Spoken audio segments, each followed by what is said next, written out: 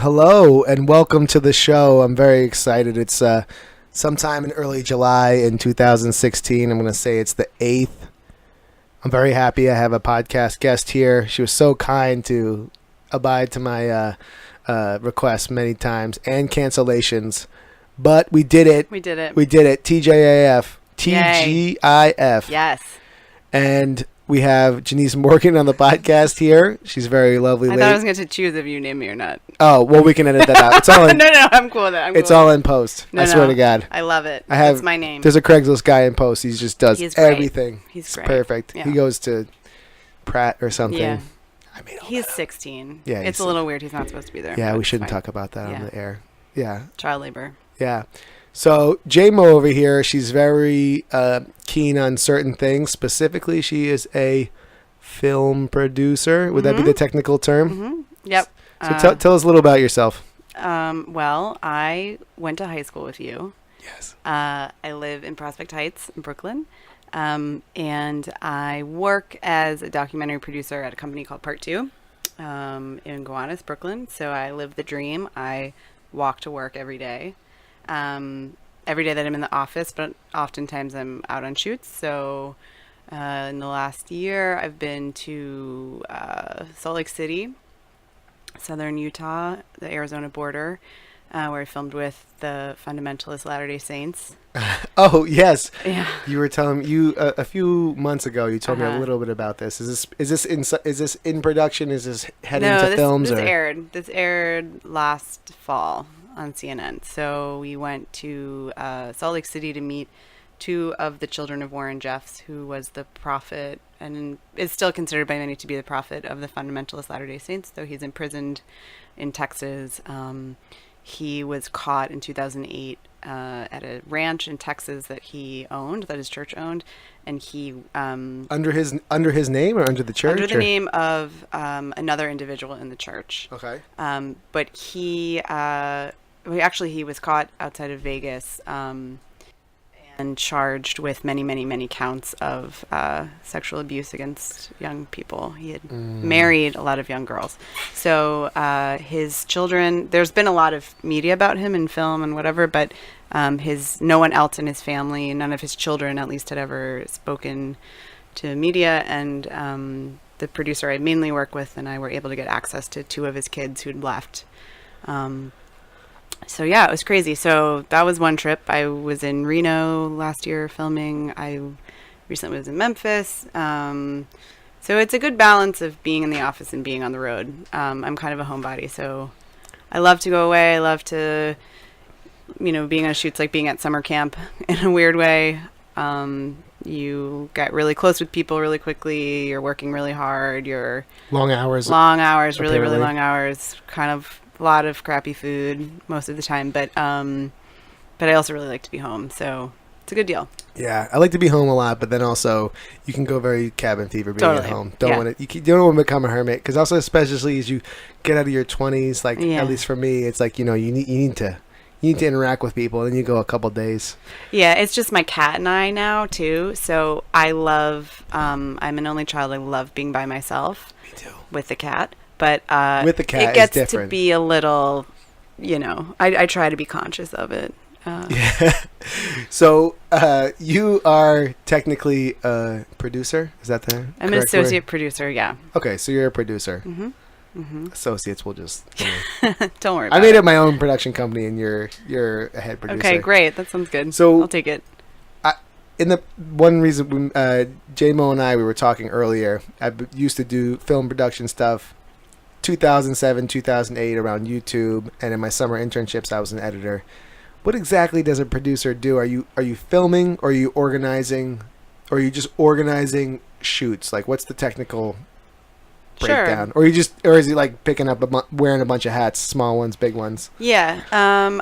It depends on the kinds of projects that you work on and the companies you work at. But in the shows that I've worked on, producers are largely responsible for creative decisions.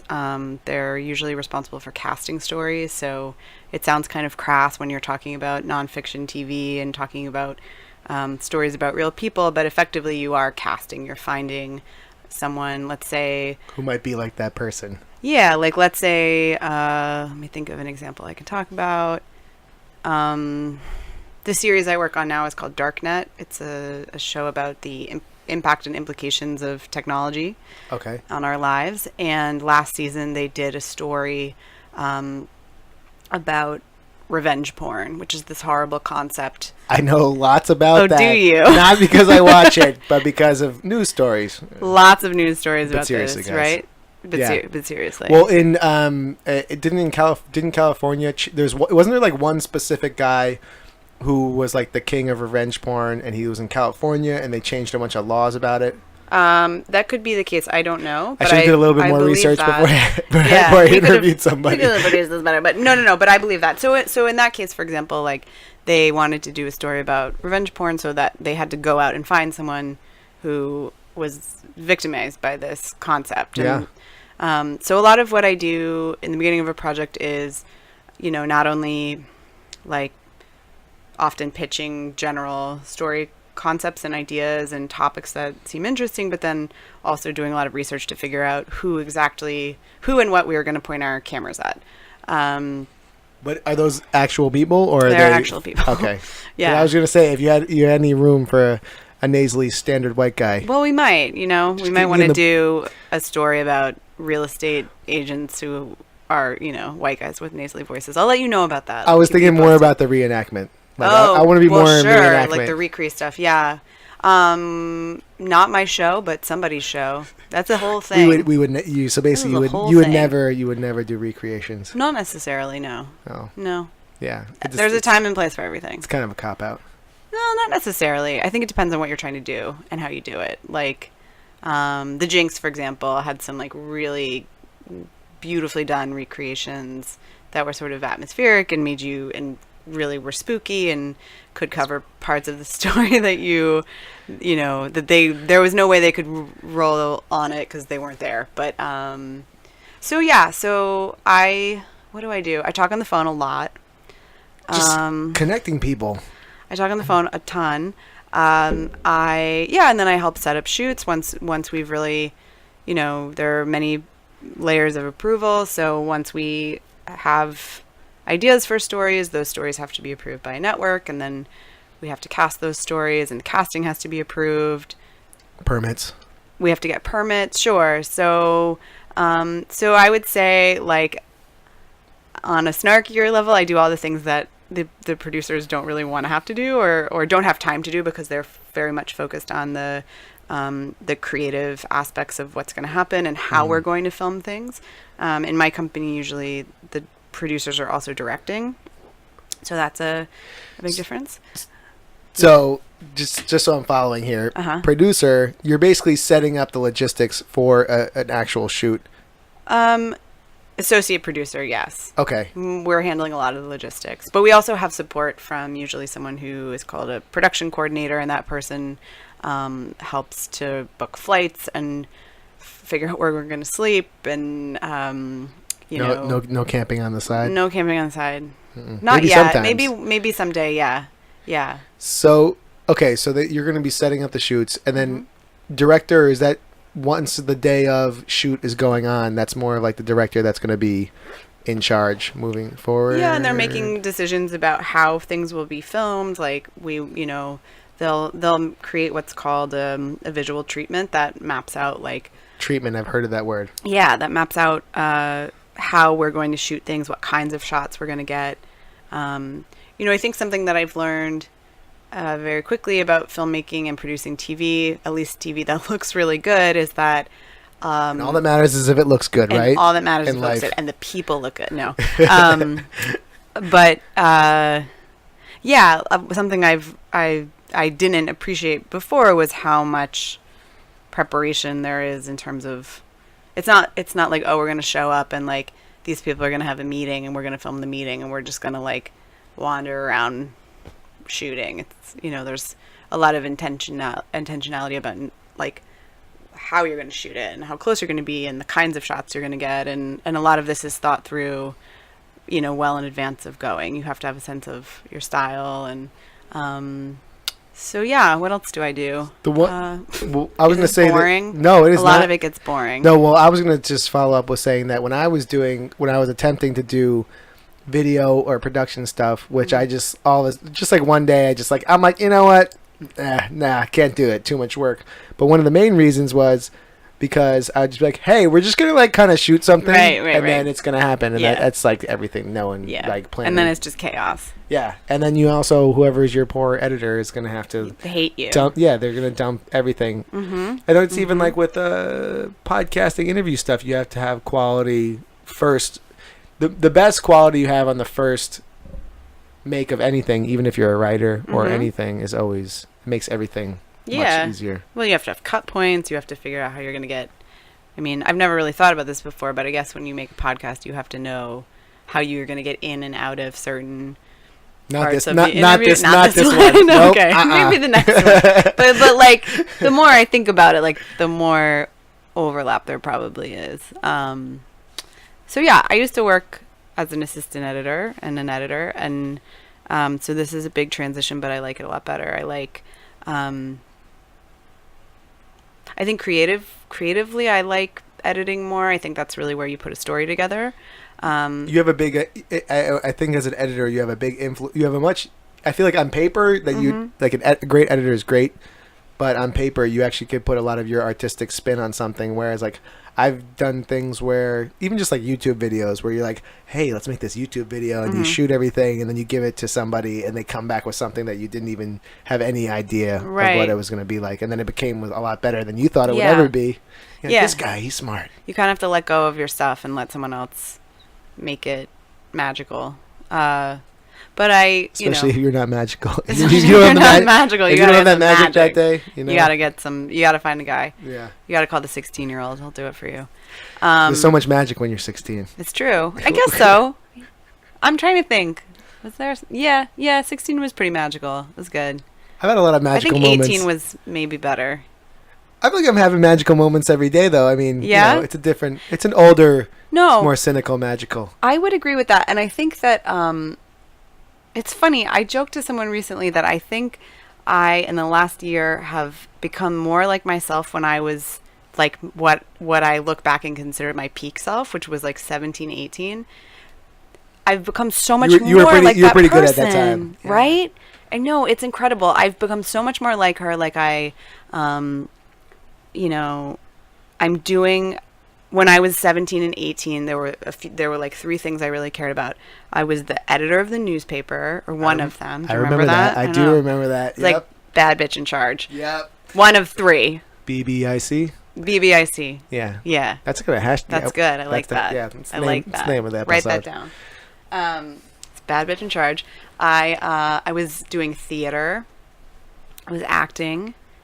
Nice. And I was riding horses. I totally forgot that you rode horses. I was a competitive horseback rider. I forgot about that. Yeah. For like until I was 21. Why'd you stop doing the horse? It's expensive, no? It's expensive, but I also, when I was my like sophomore, I guess I wasn't 21. I would have been 20. But my sophomore year of college, I had a really scary, it wasn't even an accident, but I had this very scary incident. What? You get tossed off? No, that's what was so scary about it. I was making gestures with no words. We're in an interview. I don't know why. I think it was like a lasso. I'm like, you got lassoed by a horse? No, I ended up, I was in a competition, and I was doing, when I was in college, there's this thing, it still exists, it's called the Intercollegiate Horse Show Association, and it's cool because sponsored by Budweiser, and you didn't have to have a horse. Like, you would go to the competition and you would randomly select, or they would randomly select for you the horse that you were going to ride in the competition, which is really hard because if anyone out there has ever ridden horses, like, they're all very different from one another, and there's a lot you have to figure out really quickly if you've never ridden said horse before. You have an intimate relationship with the horse, I mean, I would imagine. Yeah, right? You got to figure it out like super quickly on the spot. So, but I was going late enough in the competition that I saw other people having a really, really difficult time. Like this looks I was fun. like, this is, I don't know about him. And Not this guy, no way. it was like clearly like, yeah, it's like if you saw a bunch of your friends date this like total asshole, and then you had to like go out with him. So that's what I don't know why you would do that. Is that what horse girls think? You're like, oh man. No, I don't know. I just sort of made that up. But like, that's a terrible analogy. But anyway, horses are not like guys. Horses are not like guys. Guys are jerks. Write that down. Guys are jerks. Horses can be jerks too, and this horse was a total jerk. I'm actually kind of terrified of horses. Are you? I didn't want to interrupt, but I actually one time I went to Saratoga Springs. I went to school up there. Yeah, they have a great riding team. Yeah, great. Yeah, you should know about this. I know all about it. I actually good. I did a couple interviews with the horsing team. What do you call it? Equestrian team. But I like horsing team. That's much. It Horsing doesn't sound team. as snobby. No, it's better. not as snobby. Yeah. Yeah, equestrian's pretty snobby. Mm-hmm. But it was great. It was fun. And one of my friends who was there, Jessica something. We'll figure it out. Mm-hmm. Show notes. But I was filming horses, and these were the old thoroughbreds that people were gonna, they were gonna like get rid of. Totally. So I went there, and I was terrified. I was like filming, and then I'm like trying to get into a shot with them. Yeah, and they're huge. It was terrifying. I was so scared. I thought I was pretty tough until that point. Yeah. No. Anyway, it didn't end well. I think this had been a horse that had been a racehorse and like, you know, just wasn't quite. Lots of drugs, probably. Probably had done a lot of drugs and just like wasn't quite like mentally and spiritually equipped to have like a bunch of random people ride it. Is that a factor when you like grade your horse as spiritually equipped? He hasn't been doing all the yoga and meditation. You gotta see how like zen they are. It's true though. But anyway, the end of the story is that like at the beginning of the round, I like thought I had my strategy for dealing with this problem down, and we like jump into a really tight turn, and he sort of went right and I sort of went left, and instead of falling off, I just landed on his neck. But my balance is so good that I was able, as he like took off like lightning, to stay on his neck, but I had no leverage to stop him because I was on his neck, right? Yeah. So I was like just trying not to fall. And I eventually managed to run him into a wall, which is what I always do with all my... A lot of skill, right? Yeah. Like, that's actually pretty impressive, but I was intentional? I was terrified. Yeah, I just had to get him to stop. And that's one of the first things you learn is, like, if they take off with you, you try to run them into something because they're not suicidal. Like, they'll stop. They don't want to crash. Living beings. They're actually pretty timid, really, when you think about it. And a lot of their bad behavior comes out of fear. But I miss that. I miss that a lot. And so in my, like, return to my best self... You're going to horse ride. Well, that's the missing piece of the trifecta, and so I have to figure out a way to be able to do it. But it's hard in the city, and it's expensive, and it takes up a lot of time, and like I haven't quite figured that part out yet. It's like it's like you want a boat, but get a friend with a boat. Exactly. Yeah. I gotta find a man with a horse. That's probably the goal. So if you're, I'm gonna put that out there into the universe. Like, hey guys, it brought to you by. Do you have a European passport and a horse? But not a UK passport, a European one. No. Yeah, none of that. So sorry. Mm-hmm. Sorry to change subjects. Actually, was there anything else I wanted to say about horses? No. Well, we were high school horses. Horses. Yeah. Oh well. Anyways.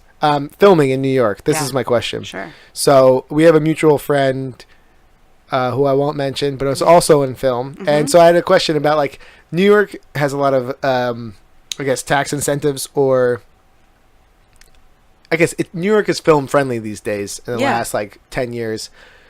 Why is it so film friendly? But actually, first, do you need permits, or is it kind of like ask for forgiveness? Great question. So it depends. How badass you are? It depends. No, well, it's sort of, or just like how much money you have or think you're gonna have. But zero money. I mean, if you wanted to go out and shoot by yourself, you could do that.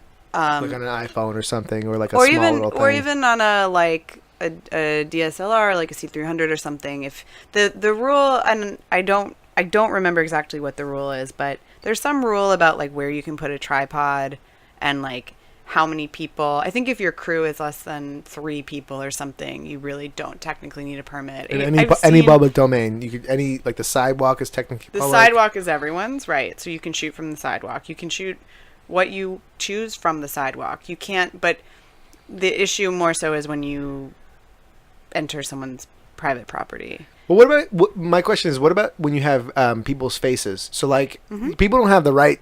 This is like a question because if you're going on, if you're on the New York subway right now, it's July 2016. Sprite is going out with this new ad campaign. So I was very curious about your rights to your likeness. If you were in the background, right?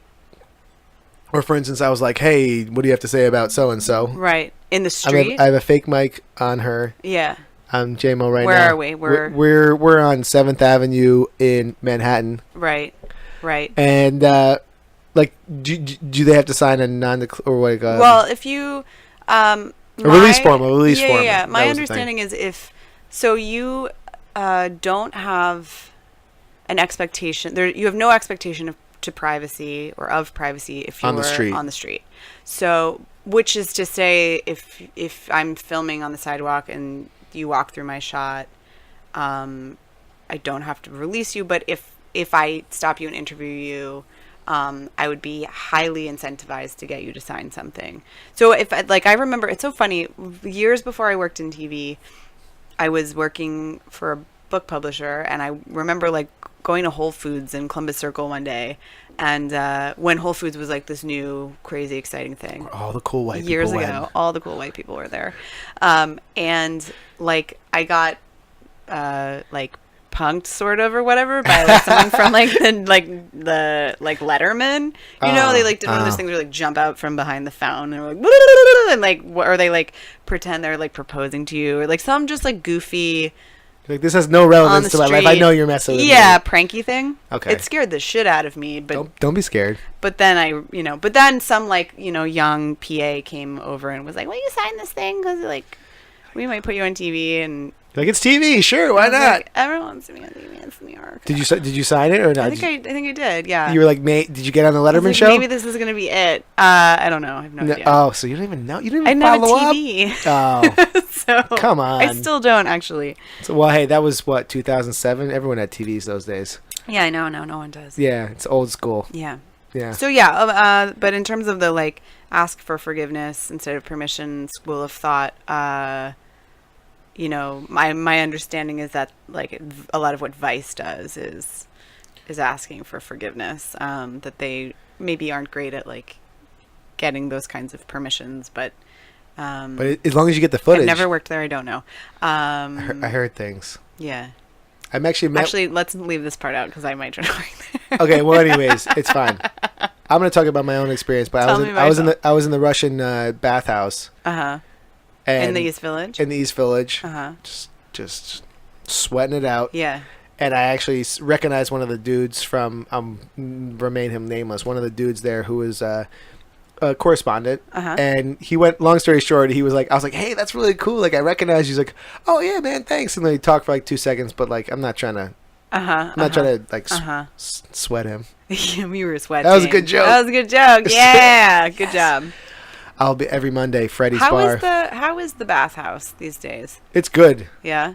But anyway, sorry. We'll go back to bathhouse in a second. Okay. But he told me he was the reason he was a little upset is because he was trying to do something in Turkey and he got his permits didn't work out very well and he was terrified. Yeah. So I guess he stopped doing it. Well, it's like one of the great things about working in media here is that you do have a lot of freedom and a lot of permission, and I don't usually worry about I've certainly been in situations where I felt like not the most comfortable, but I don't worry about people taking our gear or what about really shutting us down. But what about on a personal level where it's like sometimes you might go up and ask, because with trying to do this podcast, I've been trying to interview some people, and a lot of people don't want to be interviewed. Some people do. Yeah. Or some people get interviewed, and then we get into something that they don't want to talk about. Right. And which I totally understand. Yeah. Although all this like PC social justice warrior stuff is nonsense, because I feel like moving forward, you have to be your true self all the time. that's just like the nature of the internet if you want to be on it. Like, So wait, what kinds of things, like what's an example of something someone didn't want to talk about? So, for instance, I had someone on this podcast and we talked for about an hour and a half. Sorry, an hour and a half, something like that. And we went into something along illicit drug use, things like this. In a joking manner. This podcast is also primarily, it's a silly podcast. We talked about this before. It's going to be informative, silly. Those are the two. Those are the two. Yeah. Adjectives. That's your vibe, dude. Informative, silly. Silly, informative, silly, It's silly. your personal brand. So anyway, so I'm just saying, everything can be chalked up to satire. Right. But I was telling you before, everyone has final cut. So if you don't want to be anything to be published, I'm not going to do it. Yeah. That's the trust. That's the trust. Well, yeah, that's the whole thing, right? That's what makes the job so crazy. So, but like, you have to be good for it. But what happens if someone signs a release form and then they actually end up, you want to use it but you can't, but you legally can? Like I don't want. Like to. if someone says, I don't want to talk about X, Y, or Z, or they did, and you recorded it. And then they said, maybe not. For instance, you are doing you're on the news. Yeah. You're on the news and you're filming someone on the street and they say something about Evil Corporation and they're like, actually, I work for a subsidiary of Evil Corporation. Yeah, I mean, those are hard. That's hard. Those are the parts of the job that are really gray and not so clear, right? Like you have to. That's how you get. But that's how you get the good stuff, though. Sometimes, but I also think you get.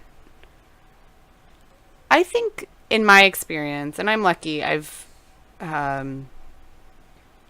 I genuinely mean this, I work with really, really good producers who are not only like very creative and smart, but who are very responsible. And I work, most of my work in production has been with a journalist named Lisa Ling, who has a great reputation and who I know her. Yeah, and who is very is just very thoughtful and considerate and professional, and part of that is really like being caring towards the people who let her into their lives and therefore who let us into their lives. And so I don't know, it's a very strange relationship to develop with people in that you have to get to know people really quickly. They let you into their lives on this very specific premise, which is that you want to do a story about their father, who was a prophet of a religion that has faced many problems, many of which were brought on by said guy. And people, like in all kinds of stories, people tell you things that they've probably never told anyone. And so it's hard. It's hard if someone turns around later on down the road and says, gee, I'm not so sure anymore. Do they have the right to do that? Technically not. I'm not a lawyer. Oh. I mean, technically. I would say technically not, though. Well, if they've signed a release, they've signed something that says you own the content. Yeah. For what's the language? It's really crazy. In all forms throughout the universe. Wait. You want to grab Time one? out. Where are you going? Time out. Why? You have a release form? Do you want to read it? No, because you just. I'm gonna drink one more beer. Oh, okay. It's 7:50. You have. No, it's fine. Timer? Okay. Yeah. Anyways, time out. I'm gonna look at my phone. Time out. All right, okay. Listen. All right, someone will say something. Okay, throughout the universe. How are you gonna make a contract that's about that's throughout the universe? What the hell? That's what it says. Can I look at? Could you give me one of these contracts? Yeah. One of your own. Let me see if I have like. I just want to see because I'm like a handshake type of guy. Standard. I'm a handshake reputation type of guy. Release form. I'm gonna read it to you. It's crazy. Yes, please. People sign it. Yeah, of course. Well, so as a background, I don't know if I've talked about in the podcast, is I'm a real estate person, and a lot of the thing in real estate with your home is a lot of like personal relationships, and it's a handshake, and it's trust, and it's your reputation.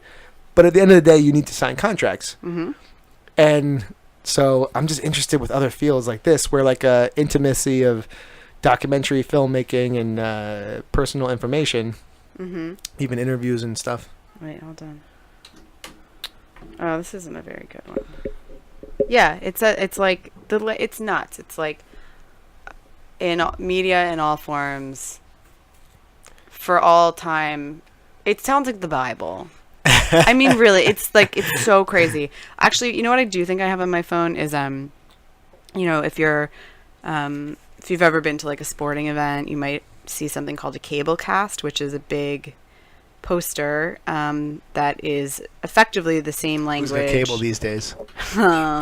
It's effectively the same language, but it's so that you know that you're going to be filmed if you enter this space, and if you don't want to be filmed, don't come in. So you can't go to a baseball game unless you want to be filmed, right? Unless you consent to it, or basically you're saying like, I will come in. But here's the thing.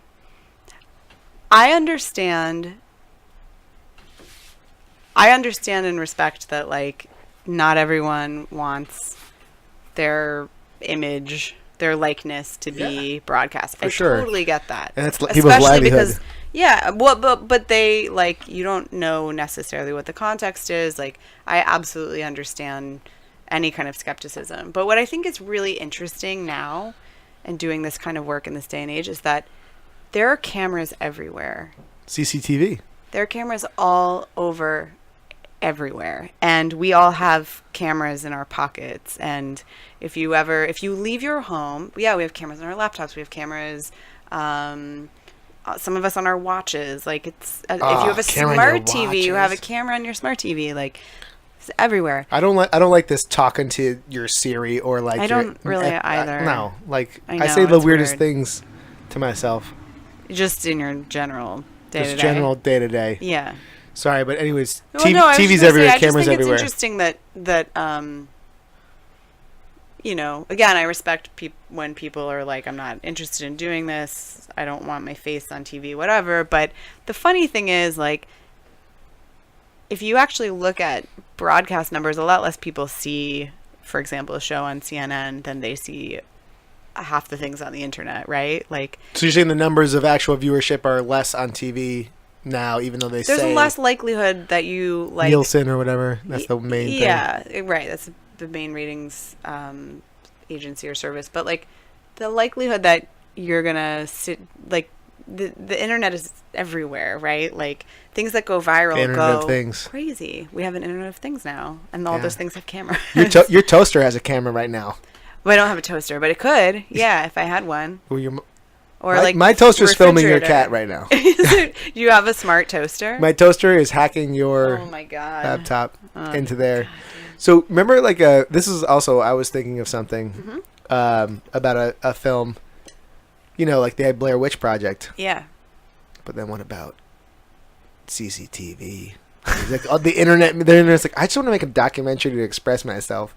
Yeah. And they take in front of CCTV. Well, no. The CCT system flips and becomes hyper aware. Oh, that's interesting. And they're like, oh, all these humans are making this, like, all these creative things, and then what if, like, the But it's like the Truman Show, kind of. But by computers. I mean, I don't know. Do you think computers are like sending their own little packets everywhere? Not yet, but I think they'll get there. And I think part of the reason they'll get there is because we'll have more and more devices in our homes that listen to us and learn us. As she did that, she just grabbed the I'm brick grabbing wall, the brick wall for security. It's actually freaking me out. Yeah, but you know what?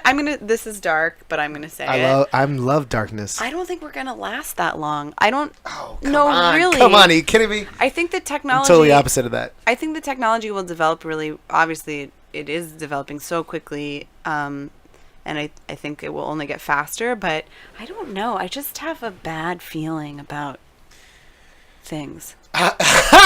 That's your own personal problem. But no, I'm very happy. No, I agree. have a great life, but like, I just think we're headed into a very dark. It's not that we're headed. I think we are in a very dark period of time. Well, you know what? Here's what I actually thought. Like, for a while, when I was working before I did what I did now. Blah blah blah. I had a tech job where I was like doing a lot of automation of files being reformatted to be distributed, and it was like an automation. I was like the person. I was like, oh man, this is not gonna last a while. It didn't. Where were you doing that? In New York? This was a company who was a subsidiary of a content creation company, and we were like the distribution platform. I don't want to say who it was, just because. But you were living in New York when you were doing I was. It was in New York. It's like around Astor Place.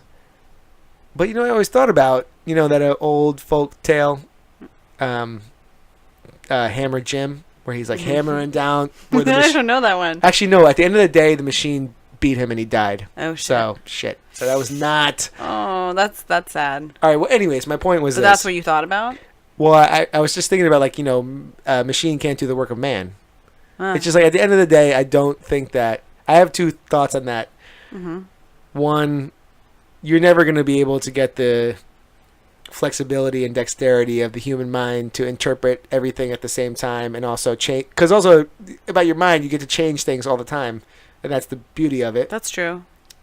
Yeah, that's a really good point. But maybe on my Instagram I'll call myself a futurist. I love reading futurist things, but I do think that the internet is being built by humans in a subconscious way that reflects neural pathways in the brain. So if you look at nodes at the internet system, right, they reflect the 5 degrees or 6 degrees of Kevin Bacon. They're real. And so, like, all this information travels through these things, and they're kind of like, the internet's kind of set up in mini nets. Mm-hmm. But then once all of it kind of connects and flips on, yeah, then you got to worry about that. right. It'll either, like, help humanity or it'll just, like, squash everything. Yeah. I don't know where I was going with that. I don't know. That's really interesting. The dexterity thing is really interesting. Well, if you've ever seen Ex Machina. I've never seen it, but it sounds like a great movie. It was a good movie. Uh-huh.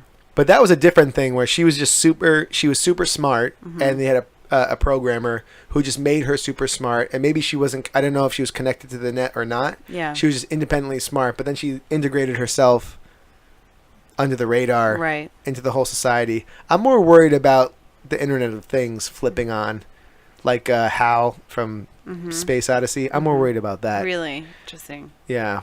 It's funny. Well, I think one thing that technology will never replace, but that it can distract us from is emotion, right? Like, people talk about, like,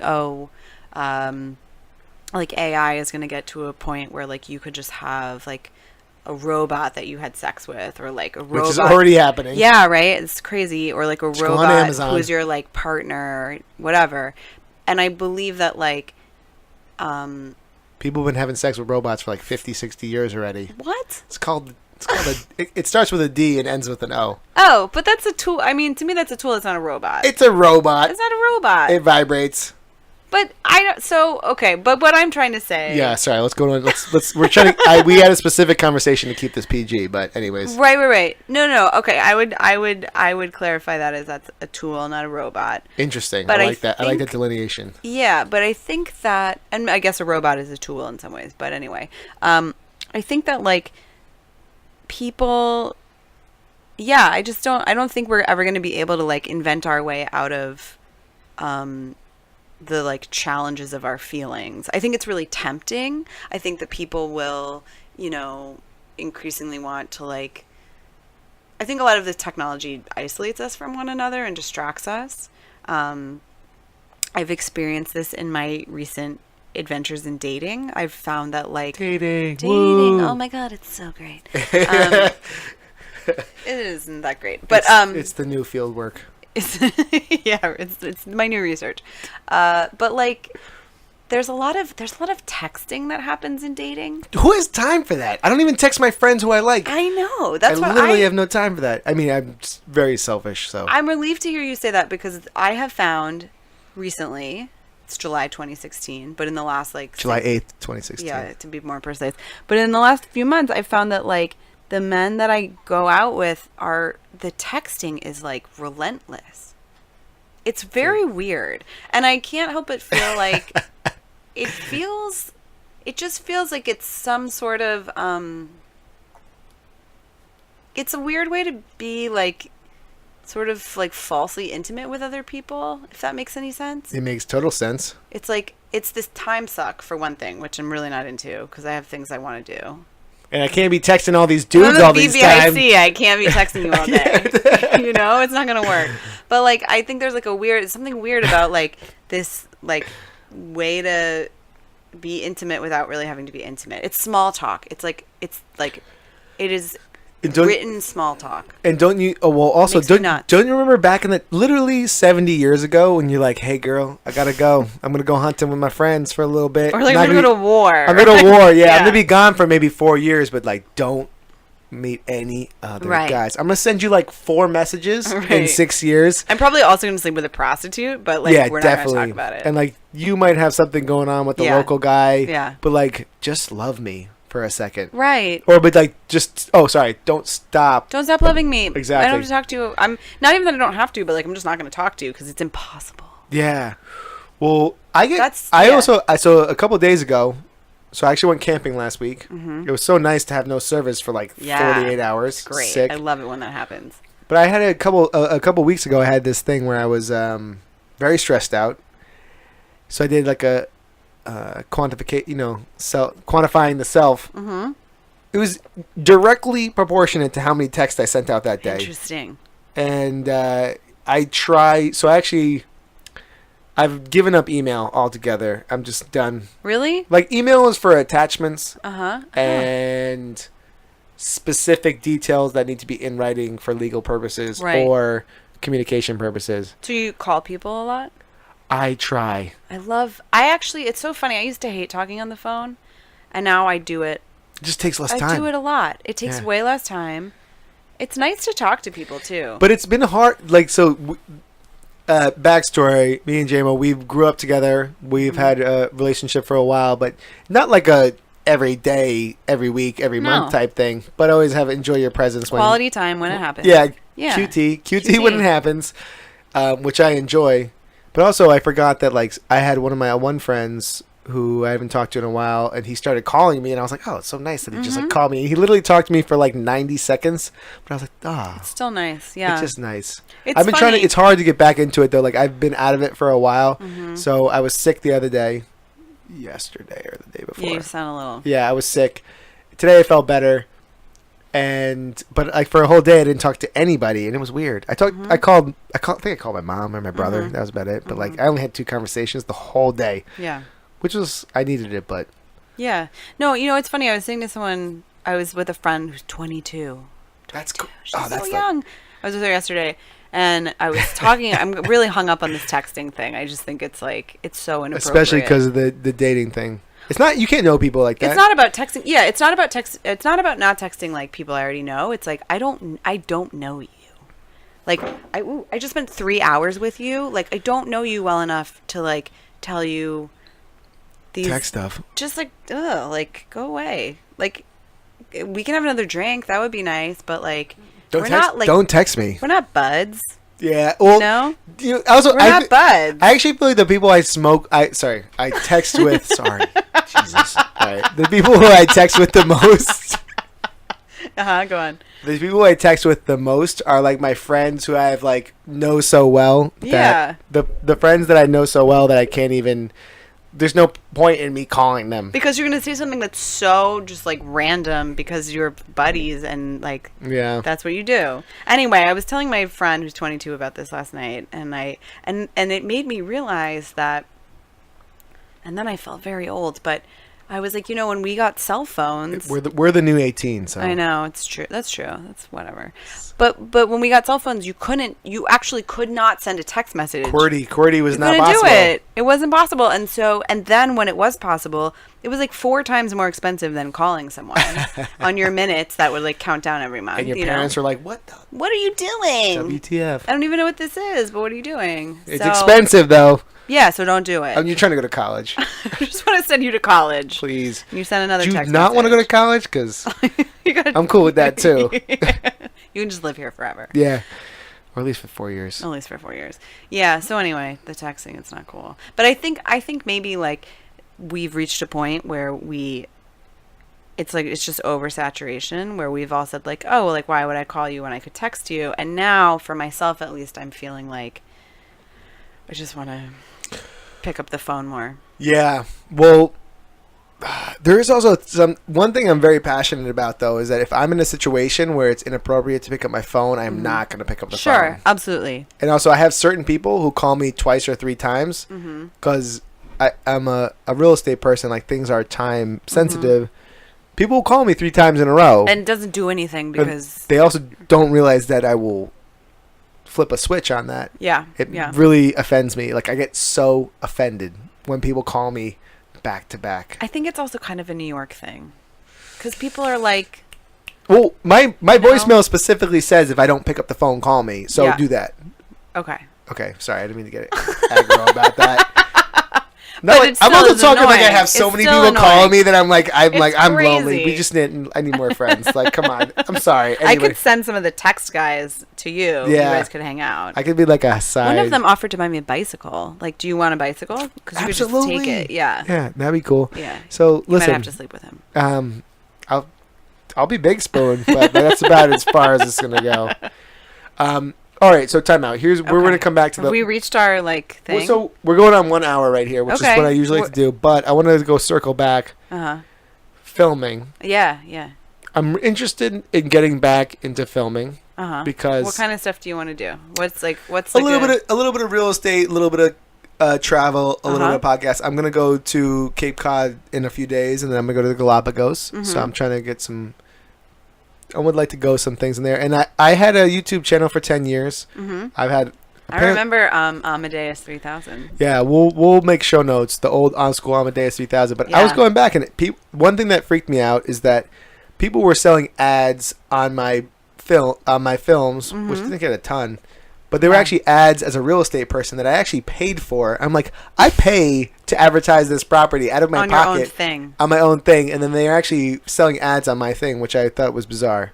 I wish I could help you with that. Well, anyways, so a couple things. One, where do you think the future of internet self-publishing is going? Because sometimes I feel like it's so saturated, it's crazy. Yeah. But at the same time, it's a necessary thing, and it's a medium that works very well.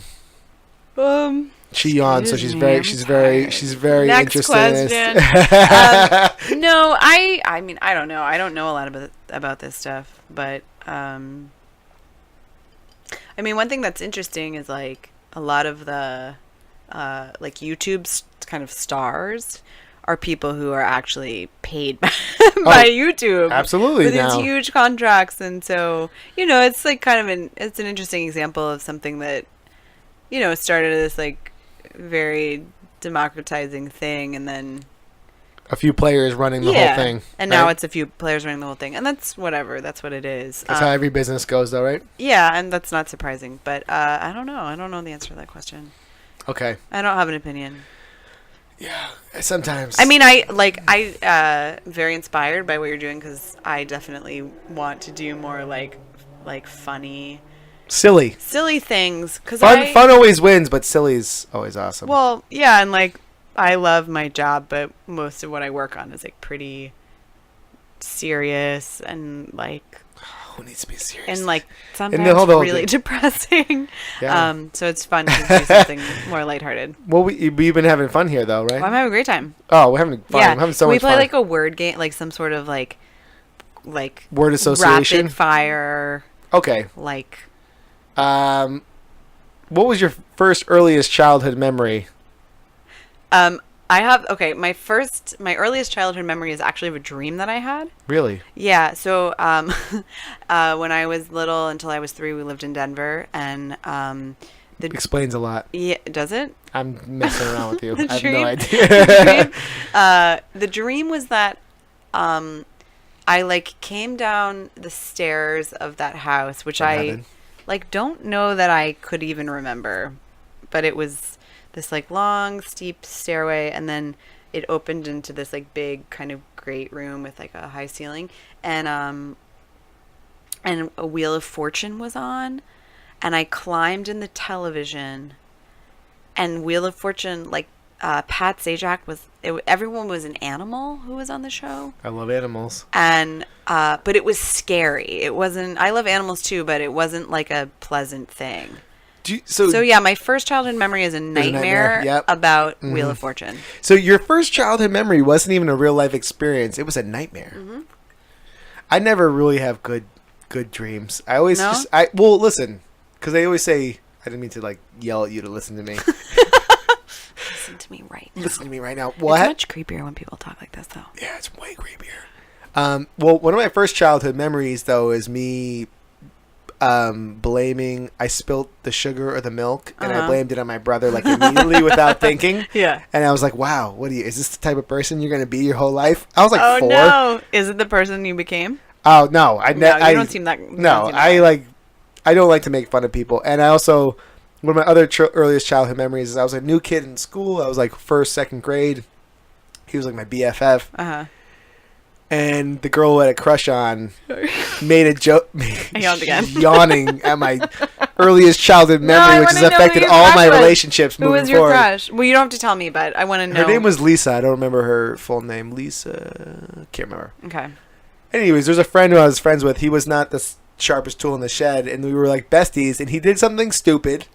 She made fun of him, and I went on with it, and he just looked at me and he was like, "It's over. Me and you, we're done." I was like, and I tried for 2 weeks to repair the friendship, but I'm glad I learned early. It's like, don't be a jerk. Don't be a jerk. Yeah. Jerks always lose. Yeah. Nice guys don't finish last. They just finish last at first.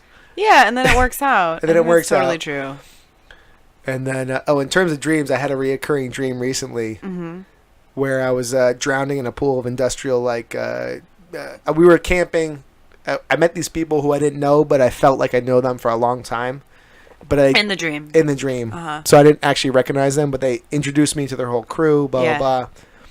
And then I had to get some, like a puppy or some helpless thing was in the thing, and nobody in this pool where we were partying, but everyone was throwing garbage into it. So I had to go save it. I saved it, and I threw the puppy out. Oh my god. But then I was in there and I was drowning in rusty industrial park. I made it out, but it was That's horrible.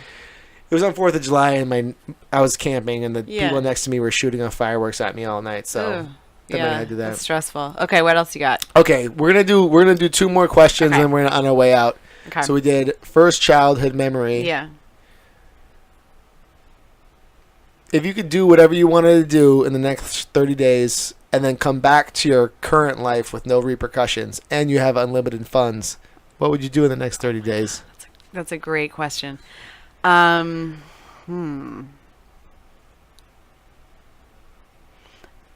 Okay, well, the first half of what I would do is something that I'm actually doing. Okay. Which is like the dream altogether. Awesome. Yeah, that's pretty sick. So a week from today, I'm going to Paris, where I used to live, and I'll be there. I'll fly into Paris, and then taking a train to the south to see my old boss and work with her for a week on film, and then this is where it gets really good. So I'll have been to this really beautiful place in the south of France with lavender fields and animals and just beautiful. It's going to be great. And then the day before my birthday, I'm going to go back to Paris where all my friends live, and I'm going to go see Beyonce. Oh, the Bay. The major #1 BBIC. Queen Bee, yeah. Queen Beyonce. It's going to be awesome. I'm really excited. Apparently she puts on a good show. That's what I've heard.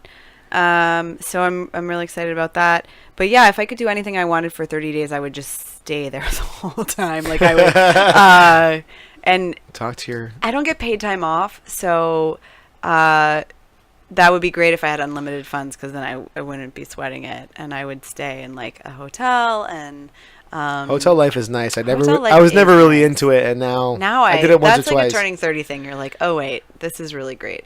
And then the week after all of this France excitement, I'm going to Spain for work, which is cool. But I'd rather just go to Spain to hang out. So if I had unlimited funds, I could do whatever I wanted with no repercussions and return to my life. I would just stay in Europe for 30 days, and I'd bring my cat. Yeah, of course. Well, if you got the papers, though. Yeah. So last question. Yeah. If you could, we're doing an interview now. Mm-hmm. If tables return, I'm interviewing you. Yeah. You could interview one person of all time. If I could? If you could interview one person, or at least not interview, but have coffee with one person throughout history of all time for 30 minutes. No, let's go 1 hour. Okay. Well, who would it be? Well, I would definitely choose an interview. Oh, God. You have to prep for it, though. Yeah, I know. I'm a producer. I know. We do this here. Shit. Who would I choose? Would it be like someone current or like a historical character? Or would it be a fictional character? You could interview a fictional character that a real person played. Whoa. Oh God. Options. There's so many options. It's funny. It's like, but I don't even know. It's like my brain isn't landing on anyone. It's because we're just like selfish. We just care about I ourselves. just care about myself. Who would I want to That's me. interview? Well, to help you out though, I would start with mine. Sure. Okay. What's yours? Vladimir Putin. I would love. Oh, that'd be cool. Yeah. I would love to have lunch with Vladimir Putin. I would like to understand him better. Vlad, for if sure. you're listening to this podcast right now, I'm gonna send this to your social media. Don't murder me or any of my friends. Yeah. But I would love to have dinner with you, or not dinner. Yeah. Like lunch is more formal, like cash. Yeah, maybe lunch. Would Yeah, be no safer. dinner. I think dinner would be. Yeah, lunch is safer, Yeah, right? for sure. Okay. You That's of all history. know who I think I would want to interview? I mean, a lot of people, but someone who comes to mind right now is Nellie Bly, who was a journalist who pretended to be insane so that she could do these exposés about mental institutions in the United States. Like, I just think like she would have so many crazy stories, and she was a journalist, and and she was way ahead of her time. So I think a lot of the people I would be interested in interviewing are women who like did things at times when it was just like you kind of can't believe they were doing them. What, you crazy? Yeah. What do you cray? What do you cray? You want to get What do killed? you cray, bae? Oh wait, you didn't get killed. You were just like you were badass. So. But we're living in that day and age where like we like I guess our last note here is that Jenise and I, we're in that time period where we came out with Prodigy, AOL Chat Rooms, Yeah. where our parents didn't really understand it. Totally. Now they're coming to age, and then also even people 2-3 years younger than us, they don't really understand the 3-year gap that we came in of our coming of age thing. No, that's huge. Which I actually feel I'm very grateful for, where I feel like I have a very good perspective on like we the remember past the and world the future. Not before the internet and that it didn't exist, but we remember what it was like to not have it in your life all the time. We were in And it it's when a it big was deal. we were post 9/11. We were Yeah. pre 9/11. Yeah. And we were also we weren't like pre-internet, but we were like just before the internet became hyperspeed. We were like just before hyperspeed. It took a really long time to go in those AOL chat rooms. My mom one time she's like my sister cried all the time. She's like for like 3 years, and she's Yeah. like, I didn't realize your sister was crying all the time. She goes, what's a chat room? I'm like, and she's like, I read it. It's awful. He's like, are these real people? You're Are they like, I active-" don't know. But you know what's so funny you say that, because the other day, like I said, I work right now on a show about the internet, and I said to my producer, I was like, we were researching a story that was like very, very disturbing that involved teenage girls. And I said to him, I was like, I can remember being 12 or 13 years old, getting a Gateway desktop for the Gateway. first time. Yeah, with the cow mouse pad. Oh yeah, I remember like, that. Beep, boop, beep, beep, beep, beep, beep, beep, beep, AOL, whatever. And I would go in these chat rooms.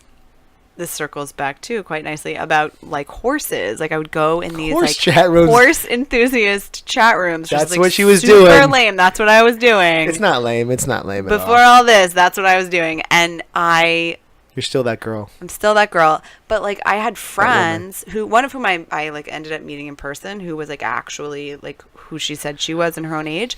But I'm sure I was talking to like Yes. 60-year-old men. It's horrifying. We just love a horse. Oh God, it's so terrible. Well, you know, I was talking to criminals. I had Mom, one. I'm sorry. It wasn't your fault. Yeah, No one that's- knew. I had one internet girlfriend for like a week, and I Did like, you? yeah, and then I was like, I was like, texting? Who does this See? right now? You knew it wasn't right. Yeah, it wasn't. Well, listen, That was delightful. It was. So listen, we're coming on the end here. We just reached the hour mark. I think we're good. I had a very lovely time. I had a lovely time too. Yeah, it was really fun. We started out with films. Yeah. Then we went to horses. Then we went to dreams. Dreams. Yeah. We There's talked about something in the the internet. The internet We talked specifically, about which I love altogether. legal verbiage in documents. Yes. Yeah, I think we did a good tour. Yeah. So we're gonna end out here. JMO, is there any other? Is there any sign off that no, we're there's. supposed to I'm do? just. We'll figure it out. Is there any like social media that people find you on, or you prefer not? I'll just do it in the show notes. Sure, yeah. I have a. Let me think about this. I'm at Jenise with a J on Instagram, which is my preferred. Jenise with a J. Denise with a J. Oh, it's Denise Yeah. with a J. It's actually Denise WAJ. I like that. Yeah, thank I you. like that. And that's how I explain my name when people are like, "What?"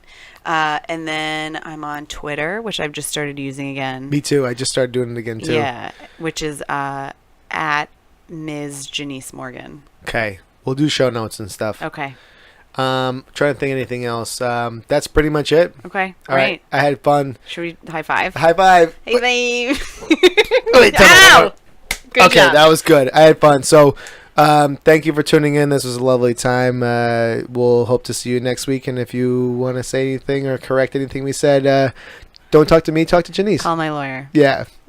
He's not on His name retainer. is Charlie Healy. Oh, I'm gonna delete that. So, all right. Have a nice day. Bye bye. That was the best. Oh wait, sorry. I can see